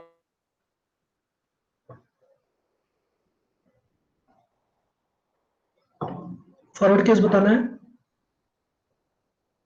yes sir. Reverse case समझ में आ गया? सर हाँ बताइए। हेलो हाँ सर, बताइए फॉरवर्ड बताइए। बायस के केस में कोई सैचुरेशन पॉइंट आता है? सैचुरेशन पॉइंट नहीं आएगा। जैसे यहाँ तक तो आपका इस पर्टिकुलर ए पोजीशन तक तो आपका क्या है? करंट बहुत ही स्मॉल, मतलब फ्लो नहीं कर रहा है। और जैसे ही आप ए से मूव करते हो तो एक एब्रप्ट चेंज आता है। एब्रप्ट चेंज मीन्स कि कोई कंट्रोल नहीं है, जो आप जैसा आप वोल्टेज अप्लाई करोगे उसी के अकॉर्डिंग करंट फ्लो करेगा। अगर आपको रेजिस्टेंस, सिंपल रेजिस्टेंस और वोल्टेज की सर्किट की आप याद करो तो उसमें क्या होता है? रेजिस्टेंस आपका क्या करता है? करंट को कंट्रोल करता है। तो अगर इस पोजीशन पे आप बस अज्यूम करो कि सिंपल शॉर्ट सर्किट हो जा रहा है, जितना उस सर्किट में करंट होगा वो सारा का सारा फ्लो करेगा आफ्टर दिस पोजीशन। इस पोजीशन के बाद अगर बात करो आप, तो जितना करंट जनरेट हो रहा है सर्किट में उतना सारा का सारा करंट आपका फ्लो होगा। क्लियर है? Yes sir. लेकिन एक कैपेबिलिटी होती है कि कितना फॉरवर्ड करंट वो सस्टेन कर सकता है। तो ऑब्वियसली एक लिमिट होता है फॉर पर्टिकुलर डायोड, और उस पर्टिकुलर डायोड की जो कैपेबिलिटी होती है उसको हम आगे डायोड रेटिंग्स में चेक करेंगे, डिस्कस करेंगे। अभी हम ये जानते हैं कि फॉरवर्ड में और रिवर्स में क्या क्या पॉसिबिलिटीज हैं, क्या क्या टर्म्स यूज होते हैं और क्या क्या फिनोमेना हैपन होते हैं, वो सारी चीजें हमने देखी। क्या क्या होता है? पहले कटिंग वोल्टेज होगा। कटिंग वोल्टेज से पहले आपका कोई करंट फ्लो नहीं होगा थ्रू आउट द डायोड। ये प्रैक्टिकल केस की बात कर रहा हूं मैं। आइडियल केस में ये क्या होता है? जीरो होता है। आइडियल केस में कटिंग वोल्टेज जीरो होता है, ये आप ध्यान रखना। आइडियल केस में फॉरवर्ड मींस करंट फ्लो और रिवर्स मींस करंट स्टॉप, ठीक है। आइडियल केस क्या होता है?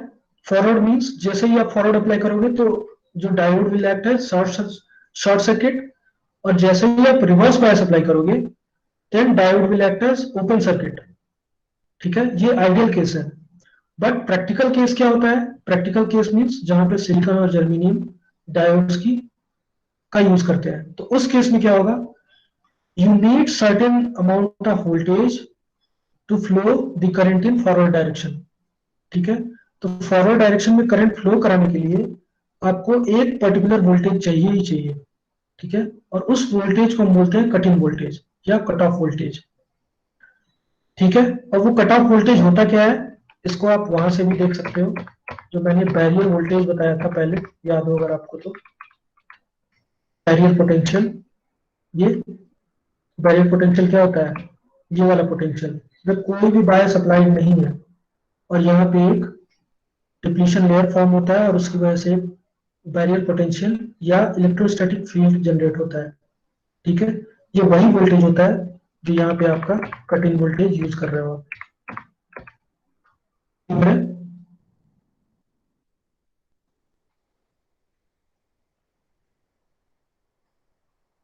क्लियर है? हाँ या ना, कुछ तो बताओ यार। यस सर, क्लियर है। Clear sir. ठीक है, सो फॉरवर्ड क्लियर है, I think forward bias clear है सबको। Yes sir. Yes, sir. Reverse bias case में क्या मैंने बताया कि रिवर्स बायस केस में आइडियली क्या होगा, ओपन सर्किट होगा, मतलब कोई करंट फ्लो नहीं करना चाहिए। बट प्रैक्टिकल सिचुएशन में क्या होता है, माइनॉरिटी चार्ज कैरियर्स होते हैं जिनकी वजह से करंट फ्लो करता है, तो बहुत ही स्मॉल अमाउंट ऑफ करंट होगा। जैसे जैसे आप रिवर्स बायस अप्लाई करते जाओगे, डिप्लीशन लेयर की विड्थ बढ़ती जाएगी इन रिवर्स बायस केस, और जब डिप्लीशन लेयर की विड्थ बढ़ती जाएगी तो एक ऐसा इंस्टेंट आएगा जब आपका कोई कैरियर मूव आउट करने के लिए नहीं होगा, और उस केस में थोड़ा सा भी आप इंक्रीज करोगे वोल्टेज तो ब्रेक डाउन हो जाएगा। ब्रेक डाउन मीन्स कोई भी करंट पे कंट्रोल नहीं है, जितना करंट सर्किट में है वो सारा का सारा फ्लो करेगा, और उससे भी ज्यादा वोल्टेज अगर रिवर्स बायस में अप्लाई करोगे तो उस सिचुएशन में क्या होता है, आपका डायोड बर्नआउट हो सकता है। तो अगर इस पोजीशन की बात करें तो यहाँ वाला जो पोजीशन है जहां से अब्रप्ट चेंज आ रहा है करंट में, इस पोजीशन को हम बोलते हैं ब्रेकडाउन वोल्टेज, जो वोल्टेज होगा, और वो भी ब्रेकडाउन वोल्टेज डिफरेंट होता है डिफरेंट मटेरियल के केस में। ठीक है, क्लियर है सबको? Yes, sir. एक ही आवाज आ रही है, सो गए सारे क्या? Yes sir. Yes sir. ठीक है, so we characteristic of diode, ये है forward characteristic of diode. Point A corresponds to zero bias condition. तो ये देखो आप, ये ओरिजिन पे पॉइंट ए है और पॉइंट ए आपका क्या है, corresponds to zero bias condition, मतलब कोई भी वोल्टेज अप्लाइड नहीं है।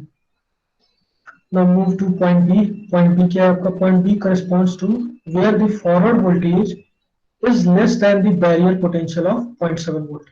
तो हम यहाँ पे सिलिकॉन डायोड की बात कर रहे हैं, और सिलिकॉन डायोड में जो करंट फ्लो करने की इनिशियल कंडीशन होती है वो होती है 0.7 वोल्ट। जब तक 0.7 वोल्ट नहीं दोगे करंट फ्लो नहीं होगा। तो बी पोजीशन कौन सा है, 0.7 वोल्ट से पहले की पोजीशन जहां पे करंट फ्लो नहीं हो रहा है। मतलब ये करंट इतना स्मॉल है कि आप मेजर नहीं कर सकते फिजिकल डिवाइस से। ठीक है, और दैट्स वाई हम क्या कहते हैं कि करंट कोई फ्लो नहीं हो रहा है। जब मेजर ही नहीं कर सकते तो करंट फ्लो क्या होगा। ठीक है, नाउ पॉइंट सी आपका इस पोजीशन पे है। पॉइंट सी क्या है, corresponds to where the forward voltage approximately equals the barrier potential and the external bias voltage and forward current have continued to increase। तो इस पोजीशन पे क्या हो रहा है, जो डायोड के अक्रॉस वोल्टेज है वो तो आपका 0.7 वोल्ट है, बट जो एक्सटर्नल बायस वोल्टेज है उसकी वजह से करंट आपका कंटिन्यूसली फ्लो होगा, क्योंकि कोई भी आपका बैरियर नहीं है अभी। ठीक है, जितना भी आपका करंट फ्लो होगा वो जैसे जैसे आप वोल्टेज इंक्रीज करोगे वैसे वैसे करंट इंक्रीज होता जाएगा। तो ये प्रैक्टिकल केस सिनेरियो की बात कर रहे हैं। अब हम बात करेंगे डायोड रेटिंग्स की। डायोड रेटिंग्स क्या होती है, जैसे आप कोई भी डिवाइस लेते हो तो उस पर्टिकुलर डिवाइस का एक रेटिंग होता है। रेटिंग मीन्स कि उसकी कैपेबिलिटी होती है कि किस पर्टिकुलर फ्रीक्वेंसी पे, किस पर्टिकुलर वोल्टेज रेंज में, किस पर्टिकुलर करंट रेंज में वो काम करेगा। जैसे आप कोई भी डिवाइस ले लो, फ्रिज ले लो, वॉशिंग मशीन ले लो, अपना लाइट ले लो, एलईडी ले लो, कुछ भी आप ले लो, सारे के सारे जो डिवाइसेस होते हैं, all those devices will perform on the certain diode ratings. मतलब उस पर्टिकुलर डिवाइस की रेटिंग होती है, इस particular voltage range, current range और पावर रेंज में ही वो डिवाइस प्रॉपरली वर्क करेगा। अदरवाइज उसमें जल सकता है, या कुछ माल फंक्शनिंग हो सकती है, कुछ भी हो सकता है उस पर्टिकुलर डिवाइस के साथ। तो डायोड में कुछ मेन पॉइंट्स हैं जो मैं डिस्कस करूंगा। First one is maximum average forward current. तो जो हम बात कर रहे थे कि कितना फॉरवर्ड करंट हो सकता है, ठीक है, तो उसको हम यहाँ पे डिफाइन कर रहे हैं। This is the maximum amount of average current that can be permitted to flow in the forward direction without damaging. तो एक maximum amount of average current होगा जो फॉरवर्ड डायरेक्शन में मूव करेगा और डायोड को विदाउट डैमेज मूव करेगा, उसको हम बोलते हैं। तो ये एक हमें पर्टिकुलर रेटिंग पहले से हमें दी होती है डायोड में कि इतना ही आप मैक्सिमम करंट फ्लो करा सकते हो। तो अकॉर्डिंग टू दैट हमें पर्टिकुलर जो वोल्टेज है सेट करना होगा। अगर उससे ज्यादा वोल्टेज सेट करेंगे तो क्या होगा, ऑब्वियसली आपका डायोड प्रॉपरली फंक्शन नहीं करेगा। If this rating is exceeded, structure breakdown क्या ना कर, ठीक है। तो स्ट्रक्चर ब्रेकडाउन मतलब बर्नआउट हो जाएगा, जल सकता है इससे ज्यादा भी अगर आप भेजोगे तो करंट। दूसरा इंपॉर्टेंट डायोड रेटिंग है पीक रिवर्स वोल्टेज, जिसको आप पीआरवी या पीआईवी से बोलते हो। PIV means peak inverse voltage. तो जनरली आप अपने जो बुक्स आप रीड करोगे तो बुक्स में जनरली यही गिवन होता है, पीक इनवर्स वोल्टेज, ठीक है। तो आप ऐसे याद रखो कि peak inverse PIV, peak inverse voltage. किसी भी क्वेश्चन में आपको गिवन होगा तो पीआईवी के नाम से गिवन होगा, बट कुछ स्टैंडर्ड बुक्स में पीक रिवर्स वोल्टेज भी गिवन होता है। That's why I have used both terms, PRV और PIV. It is one of the most important ratings and indicates the maximum reverse bias voltage that can be applied to a diode without causing junction breakdown. So ये ऐसा inverse voltage होता है जो breakdown voltage से पहले का voltage होता है, जो कि अप्लाई किया जाता है, ठीक है। तो मैक्सिमम रिवर्स बायस वोल्टेज इतना हो कि आपका जंक्शन ब्रेकडाउन ऑकर ना हो, तो उस पर्टिकुलर वोल्टेज को हम बोलते हैं पीक रिवर्स वोल्टेज, ठीक है। तो जंक्शन ब्रेकडाउन वोल्टेज से पहले का वोल्टेज ये वाला पॉइंट है, ठीक है। इस पॉइंट के बाद आपका ब्रेकडाउन हुआ है, इससे पहले एक वोल्टेज होगा जहां तक मैक्सिमम आप रिवर्स बायस अप्लाई कर सकते हो, तो उसको हम बोलते हैं जंक्शन पीक इनवर्स वोल्टेज, ठीक है। Very important parameters when using diode as rectifier. तो डायोड का एक एप्लीकेशन होता है रेक्टिफायर। उस रेक्टिफायर के केस में ये बहुत ही इंपॉर्टेंट टर्म है पीआईवी, ठीक है। क्लियर है सबको ये दो कॉन्सेप्ट? Yes sir. सर एक बार रिपीट कीजिए तो। रिवर्स वोल्टेज क्या मैंने बताया, ब्रेकडाउन वोल्टेज क्या होता है, जिसके बाद करंट का फ्लो बहुत ही अब्रप्टली चेंज होता है। तो उससे पहले एक वोल्टेज होगा जहां तक आप मैक्सिमम रिवर्स वोल्टेज अप्लाई कर सको कि आपका जो डायोड है वो प्रॉपरली फंक्शन कर सके इन रिवर्स बायस कंडीशन, ठीक है। रिवर्स बायस कंडीशन में होता क्या है कि जो करंट की अमाउंट होती है due to minority charge carriers वो बहुत ही स्मॉल होती है। क्लियर है? Yes sir. Yes sir. ठीक है। तो रेक्टिफायर के केस में हम इस पैरामीटर को देखेंगे कि क्या होता है, इसकी वैल्यू क्या होती है for a particular rectifier. Then जब मैक्सिमम करंट की बात कर ली हमने, मैक्सिमम वोल्टेज की बात कर ली, तो ऑब्वियसली मैक्सिमम पावर रेटिंग भी होगा।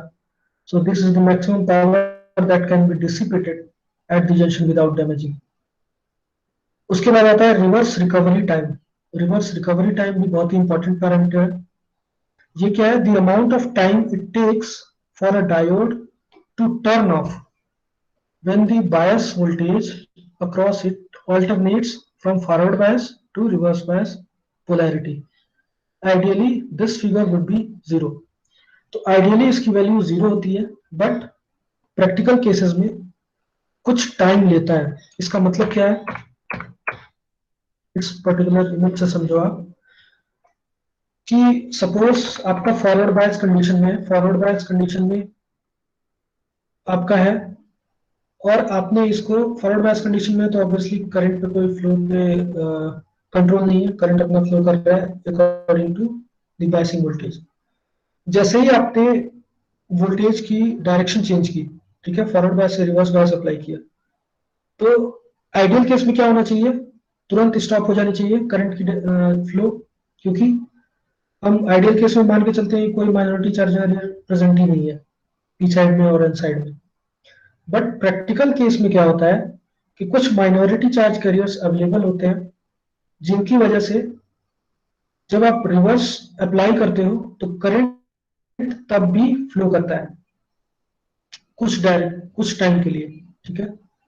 तो उस पर्टिकुलर ड्यूरेशन को हम क्या बोलते हैं, रिवर्स रिकवरी टाइम, ठीक है, कि फॉरवर्ड से रिवर्स में जब जा रहे हैं तो कुछ टाइम लेता है to switch from forward bias to reverse bias functioning. तो जो फॉरवर्ड बायस की फंक्शनिंग है उससे रिवर्स बायस की फंक्शनिंग में जब मूव करते हैं तो उसके लिए कुछ टाइम रिक्वायरमेंट होती है. वो क्यों होती है, क्योंकि हमारे पास माइनॉरिटी कैरियर्स प्रैक्टिकल केसेस में अवेलेबल होते हैं. क्लियर है?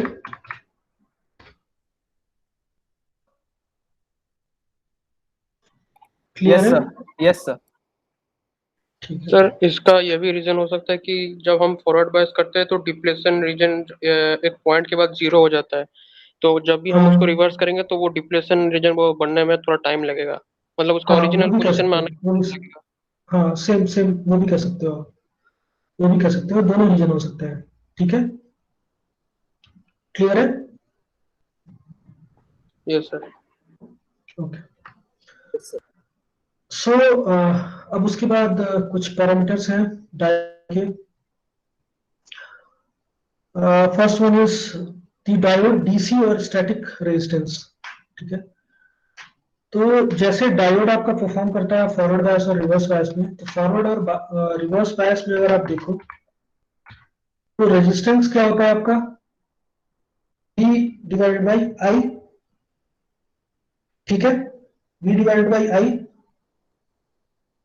क्लियर है? रेजिस्टेंस क्या होता है यस बताओ, सर, कोई वी तो बाई बोलो. आई. V by I. ठीक है, तो V by I होता है. जब हम इस पर्टिकुलर प्लॉट की बात करें तो इस प्लॉट में आप देखो कि I और V के बीच में रिलेशन है, और वो हमें पता है कि R का रिलेशन होता है रेजिस्टेंस का. तो इस पर्टिकुलर ग्राफ से हम ये बता सकते हैं कि इसका स्लोप क्या होगा. स्लोप क्या होगा, V equals to I R. ठीक है, तो R क्या इंडिकेट कर रहा है, स्लोप कर रहा है. तो इस पोजीशन में देखो आप, करंट आपका वर्टिकल डायरेक्शन में, वर्टिकल एक्सिस पे है, और वोल्टेज आपका हॉरिजॉन्टल एक्सिस पे है. तो Y अगर आप करंट को मानते हो और X आप वोल्टेज को मानते हो, तो M क्या होगा, current I equals to V by R. तो स्लोप क्या हो जाएगा, 1 बाई आर. ठीक है, तो इस पर्टिकुलर प्लॉट से हम स्लोप निकाल सकते हैं किसी भी पर्टिकुलर इंस्टेंट पे. क्लियर है सबको? Yes sir. सर एक बार फिर से एक लीनियर स्ट्रेट लाइन की इक्वेशन क्या होती है, y equals to mx plus c. y equals to mx mx plus plus c. c. mx plus c में c क्या होता है, y intercept कांस्टेंट होता है. कांस्टेंट होता है. ठीक है, कांस्टेंट होता है. y intercept, y intercept. ठीक है, y इंटरसेप्ट मींस y पे 0 से ऊपर कितना या नीचे कितना वो कट किया लाइन, यही होता है. Yes sir. इस केस में क्या होगा, c की वैल्यू, सर 0 होगा.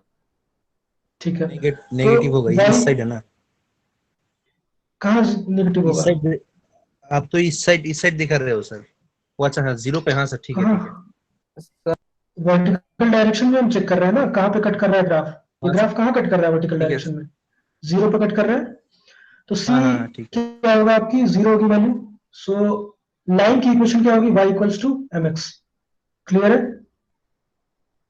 यस हाँ सर। अब हाँ y सर हमारा क्या है, y हमारा वर्टिकल एक्सिस होता है और x क्या होता है, हॉरिजॉन्टल एक्सिस। तो y को अगर हम करंट मानते हैं और x को हम वोल्टेज मानते हैं, तो करंट इक्वल्स टू क्या होगा, करंट और वोल्टेज में रिलेशन क्या होता है, डायरेक्टली प्रोपोर्शनल होता है, V varies as I. I equals to v by R होता है। Yes sir. तो I अगर y है और x अगर v है, तो y इक्वल्स टू mx में m क्या होगा यहाँ पे,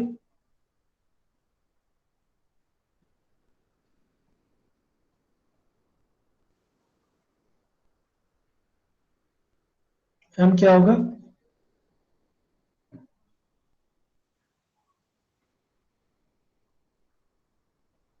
सिंपल क्वेश्चन है यार, बताओ। सर क्वेश्चन रिपीट क्वेश्चन कीजिए से तो। थोड़ा बोलिए ना। इतना आसान क्वेश्चन, देखो y इक्वल्स टू mx होता है, हाँ या ना, यस सर।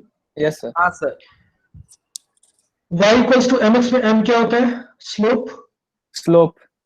हाँ सर स्लोप y क्या होता है, वर्टिकल एक्सिस। हाँ हाँ सर। हाँ x सर। क्या होता है, हॉरिजॉन्टल एक्सिस।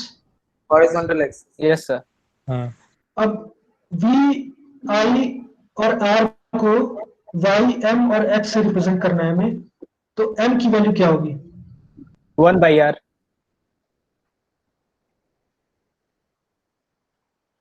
r होगा कि 1 बाई आर होगा, 1 बाई आर। सब सोच के बताओ। 1 by R sir. 1 by R होगा।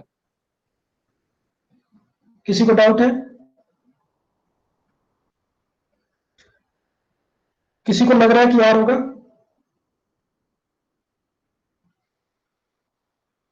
ना सर 1/8 ठीक है। तो आई थिंक सबको पता है कि 1 बाई आर ही होना चाहिए। क्यों होना चाहिए, क्योंकि i equals to v by R होता है। तो m वहां से आप देखोगे तो 1 बाई आर, तो यहाँ पे जो आप स्लोप फाइंड आउट करोगे वो होगा 1 बाई आर, ठीक है। तो किसी भी इंस्टेंट पे 1 बाई आर आप फाइंड आउट कर सकते हो।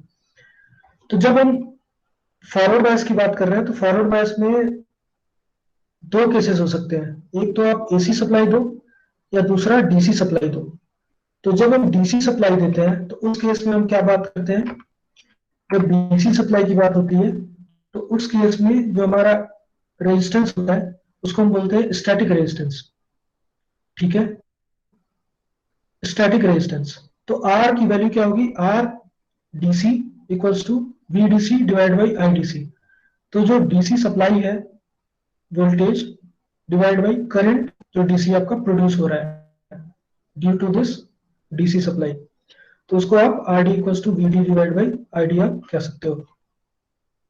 सपोज आपको ग्राफ गिवन हो, ठीक है, ऐसा कोई ग्राफ दे दे और आपसे पूछे कि इस पर्टिकुलर ए इंस्टेंट पे, ए पॉइंट पे what will be the value of resistance, तो आप क्या करोगे, सोच के बताओ।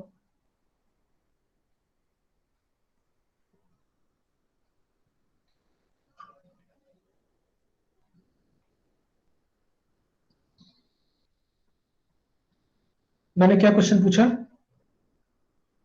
ए पॉइंट पे हमें रेजिस्टेंस फाइंड आउट करना है, तो कैसे फाइंड आउट करोगे,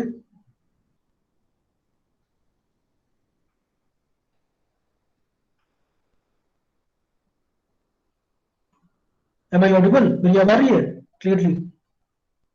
यस सर आती है। क्वेश्चन का आंसर क्या होगा,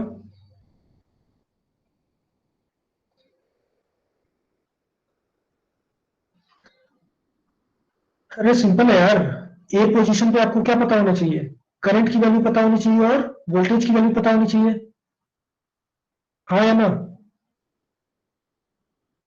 हाँ सर। हाँ सर। ठीक है। अगर करंट और वोल्टेज की वैल्यू पता है तो हम क्या फाइंड आउट कर सकते हैं, R equals to V by I. तो यहाँ पे वोल्टेज जो होगा और यहाँ पे जो करंट होगा उसको डिवाइड कर देंगे, इतना सिंपल सा क्वेश्चन था, ठीक है।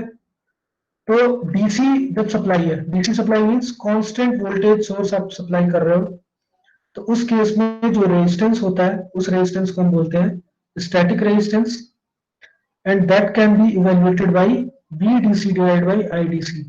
तो जो वोल्टेज फॉरवर्ड में अप्लाइड है जो कांस्टेंट है उसको डिवाइड करना है आपको करंट के कांस्टेंट वैल्यू से। नाउ ये रेजिस्टेंस आपका दो रीजन में हो सकता है, एक तो फॉरवर्ड रीजन में और एक रिवर्स रीजन में। जब फॉरवर्ड रीजन में आप इसको मेजर करोगे देन एट दैट मोमेंट क्या होना चाहिए, forward voltage divide bye forward current. और जब आप रिवर्स बायस रीजन में आप मेजर कर रहे हो तो reverse voltage divide by reverse current. Clear सबको? Yes sir. ठीक है। नाउ अब डीसी की तो हमने बात कर लिया, डीसी के बाद हमारा आता है AC supply. What about AC supply? AC supply में क्या होगा? तो एसी सप्लाई में क्या होता है, आपका वोल्टेज का फ्लक्चुएशन रहता है, वोल्टेज कभी पॉजिटिव होता है कभी नेगेटिव होता है, तो उसके अकॉर्डिंग जो रेजिस्टेंस मेजर करते हैं उसका हमने नाम दे दिया है एसी रेजिस्टेंस और डायनेमिक रेजिस्टेंस। तो जब स्टैटिक रेजिस्टेंस की बात करते हैं that means we are talking about constant voltage. जब हम डायरेक्ट डायनेमिक रेजिस्टेंस की बात कर रहे हैं then in that case we are talking about AC supply. तो एसी सप्लाई जब अप्लाइड है तो उस केस में हम डायनेमिक रेजिस्टेंस बोलते हैं, ठीक है। और उसको मेजर कैसे करते हैं? तो एसी सप्लाई को मेजर करने के लिए हमें 2 पॉइंट की रिक्वायरमेंट होनी चाहिए, 2 पॉइंट पे वोल्टेज की वैल्यू और करंट की वैल्यू नोन होनी चाहिए। If it is known to you then you can easily find out the value of dynamic resistance. तो ये आपके पास फिगर है, इस फिगर में इन 2 पॉइंट्स की अगर बात करें तो इस पॉइंट पे भी आपकी वैल्यू गिवन है, एक करंट की वैल्यू होगी और एक वोल्टेज की वैल्यू होगी। Similar case you can take for this particular point. तो इस पॉइंट के लिए भी आपका करंट की वैल्यू नोन है और वोल्टेज की वैल्यू नोन है। Then you can easily find out the value of dynamic resistance. क्या होगा? इसका वोल्टेज डिफरेंस डिवाइड बाय इसका करंट डिफरेंस। क्लियर है? Yes sir. यस इनकी सर। आवाज आ रही है? तो वैसे ही आप किसी भी मोमेंट पे इसके रेजिस्टेंस की वैल्यू फाइंड आउट कर सकते हो। अब एक बहुत ही इंपॉर्टेंट पॉइंट ये है कि जो इसका रिप्रेजेंटेशन होता है वो अगर आपने केयरफुली चेक किया हो तो दोनों डिफरेंट होता है। जब आप डीसी रेजिस्टेंस की बात करते हो तो all variables are defined in capital mode, ठीक है। कैपिटल वर्ड में आपका डिफाइंड है, ये आपका आर आपका कैपिटल है, वी आपका कैपिटल है, आई आपका कैपिटल है। यहाँ पे मैंने कैपिटल में शो किया है but it should be in small letters, ठीक है। ये स्मॉल लेटर्स में होता है। जब भी हम एसी की वैल्यू की बात करते हैं तो all parameters are defined in small value, ठीक है, स्मॉल लेटर्स में होता है। तो ये डेल्टा वीएफ स्मॉल होगा और डेल्टा आईएफ भी स्मॉल लेटर्स में होगा। रेजिस्टेंस की वैल्यू भी आरडी स्मॉल लेटर्स में है। तो कभी भी आपका रिप्रेजेंटेशन अगर ऐसा हो क्वेश्चन में तो बाय डिफॉल्ट आप मान के चल सकते हो कि द वैल्यू गिवन जो है रेजिस्टेंस की वो डायनेमिक वैल्यू है, ठीक है, डायनेमिक रेजिस्टेंस की वैल्यू गिवन है। और जब आपका कैपिटल्स में दिया हुआ है वैल्यू देन आपका डीसी वोल्टेज है या डीसी रेजिस्टेंस है या स्टैटिक रेजिस्टेंस है। क्लियर है सबको? Yes sir. Yes sir. ठीक है। So this is the IV characteristic for reverse bias. The breakdown voltage for a typical silicon PN junction can vary, but a minimum value of 50 volt is not unusual. तो 50 volt तक भी इसका silicon का breakdown voltage जा सकता है। Reverse में आप 50 वोल्टेज तक अप्लाई कर सकते हो। और इसको इस ग्राफ से शो किया गया है, ये नेगेटिव साइड है, ठीक है, नेगेटिव बायस है। यहाँ पे VBR आपका ब्रेकडाउन वोल्टेज है। इसके बाद एब्रप्ट चेंज आप देख रहे हो करंट में, करंट आपका बहुत ही तेज चेंज हो रहा है। और अप्रोक्सीमेटली अगर यहाँ पे इस रीजन की बात करो तो इस रीजन में करंट आपका कांस्टेंट है, अप्रोक्सीमेटली बहुत ही स्मॉल चेंज हो रहा होगा क्योंकि नैनो स्केल और माइक्रो स्केल की वैल्यू की ये वैल्यू है, ये करंट की वैल्यू है, that's why we are treating it here as constant value of current. So जैसे जैसे आप वोल्टेज बढ़ाते जाओगे तो आपकी कांस्टेंट सैचुरेशन करंट मिलेगी, but after breakdown voltage abrupt change in current you can see। ये हो गया आपका रिवर्स बायस कैरेक्टरिस्टिक। इतना क्लियर है सबको? Yes sir. Yes sir. Yes, sir. तो आई थिंक अगर अभी तक किसी को डाउट है तो पूछ सकते हो, otherwise you can attempt your test. We should close our today's session. Next class में हम आगे का बात करेंगे। किसी को भी कहीं पे भी डाउट हो तो पूछ सकते हो। आज के लिए इतना ही रखते हैं। Any doubt to anyone? Sir ये के एन डबल ई क्या है? नहीं मतलब इसके वैल्यू की बात हो रही है, जो यहाँ पे वोल्टेज है उस वोल्टेज की हम बात कर रहे हैं, नी वोल्टेज। इसको मतलब डिफरेंट डिफरेंट नाम है, जैसे हम cut off voltage, cutting voltage बोलते हैं, वैसे ही नी वोल्टेज भी बोल सकते हैं। नी वोल्टेज को ही कटिंग वोल्टेज और कट ऑफ वोल्टेज बोलते हैं। बहुत सारे नाम है यार इस पर्टिकुलर वोल्टेज के, जो फॉरवर्ड बायस और रिवर्स बायस में होते हैं, इनके बहुत सारे नाम है। तो जैसे जैसे हम आगे बढ़ेंगे और हमारे पास आएगा तो वैसे वैसे हम डिस्कस करेंगे। अभी इनकी वैल्यू ठीक है कटिंग क्यों बोल रहे हैं? कटिंग मींस इसलिए बोल रहे हैं कि इसके बाद अब्रप्ट चेंज आ रहा है करंट में। इसके पहले करंट की वैल्यू ऑलमोस्ट कांस्टेंट थी। और जो मैंने फॉरवर्ड के केस में बात किया था, फॉरवर्ड केस में भी इसको आप नी वोल्टेज बोल सकते हो। तो ये डी के दिया है, यहाँ पे के रिप्रेजेंट ही कर रहा है कि नी वैल्यू।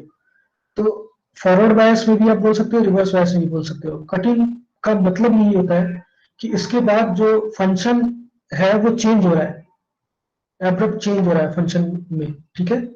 जो फॉरवर्ड और रिवर्स बायस में जो प्रॉपर डायोड का फंक्शन था वो चेंज हो जा रहा है उस पर्टिकुलर पॉइंट के बाद। तो उस पर्टिकुलर इंस्टेंट को हम नी बोल रहे हैं, नी या कटिंग या कट ऑफ, ये बहुत सारे नाम है इसके। क्लियर है सबको? Yes sir. ठीक है। So if anyone has any doubt then please ask, otherwise attempt the test। और जिसके पास IMCRP ID नहीं है उसको मैं लिंक प्रोवाइड करूंगा अभी गूगल ग्रुप में, अरे गूगल कह रहा हूँ, व्हाट्सएप ग्रुप में, सॉरी व्हाट्सएप ग्रुप में you can check and we sir will Google Meet in form our में भी नेक्स्ट दे क्लास। सकते हैं ना? अब हमारे लिए गूगल फॉर्म में नहीं दे सकते सर? गूगल फॉर्म में आप दे सकते हो, ऐसा कुछ बाउंडेशन नहीं है, बट प्रॉब्लम ये है मेरे लिए कि एक टाइम लिमिट होता है आपको अटेंडेंस फिल करने के लिए। एंड नाउ यू नो बहुत सारे स्टूडेंट हैं हमारे क्लास में, तो वो टाइम लिमिट हमारे लिए थोड़ा सा दिक्कत कर जाता है। बात समझ में आई? तो आप दे सकते हो, ऐसा कुछ नहीं है, बट मैं यही सजेस्ट करूंगा कि आप थ्रू IMCRP दो। गूगल फॉर्म में दोगे तो अटेंडेंस तो हो ही जाएगी, बट वही है कि दोबारा मुझे चेक करना पड़ता है सारा। ये बहुत सारे स्टूडेंट क्या करते हैं कि गूगल फॉर्म के थ्रू भी देते हैं जो IMCRP पे देते हैं, तो उसमें टाइम बहुत ही लॉस होता है और टाइम आउट हो जाता है, तो फिर से मुझे भरना पड़ता है सारा का सारा अटेंडेंस। तो अगर पॉसिबल है तो IMCRP पे दो, अदरवाइज गूगल फॉर्म पे तो दे ही सकते हो आप। ठीक है। अब हमारे पास जो लैब आएगा उसमें हमें थोड़ा मजा आएगा, क्योंकि अब आपको समझ में भी आएगा कि कैसे डायोड वर्क करता है प्रॉपरली और कैसे हम एक्सपेरिमेंट कर सकते हैं। अगर हम प्रीवियस सेशंस में अगर किए होते डायोड पे एक्सपेरिमेंट तो थोड़ा सा प्रॉब्लम हो सकता था। So Himanshu has done exam, thank you Himanshu. दे मतलब यस यू कैन मेक, नहीं मैं ये सजेस्ट करूंगा ना, MS वर्ड में क्या है कि प्रॉब्लम यही है कि अगर आप बनाते हो तो आपसे कोई चीट कर सकता है, समझ रहे हो आप? देव मान लें अगर आप खुद से असाइनमेंट बनाते हो, सपोज आपने हार्डवर्क किया, आपने बनाया MS वर्ड में, और बहुत सारे स्टूडेंट्स होते हैं कि यार दे दे क्या हो जाएगा, ऐसे करके आपसे आर्ग्यू कर सकते हैं। दोस्त है तो आप दे दोगे और होगा ये कि आपका तो टाइम लॉस हुआ, बट उसने अपना टाइम बचा लिया। टाइम बचा लिया क्या लिया उसने, मतलब अपना लॉस किया है एक तरह से, क्योंकि जब आप कॉपी करते हो तो आप पढ़ते नहीं हो, बस आप कॉपी करते हो। So my suggestion is please write it all the questions on your particular notebook and scan all the copies in the Google Classroom. तो आपको क्या करना है कि पूरा लिखो एक कॉपी में और नोट डाउन करके उसको पिक लो, एक स्नैप लो और अपलोड कर दो। और अगर कहीं पे भी कोई डाउट होता है तो we will discuss in our next class Tuesday को, ठीक है?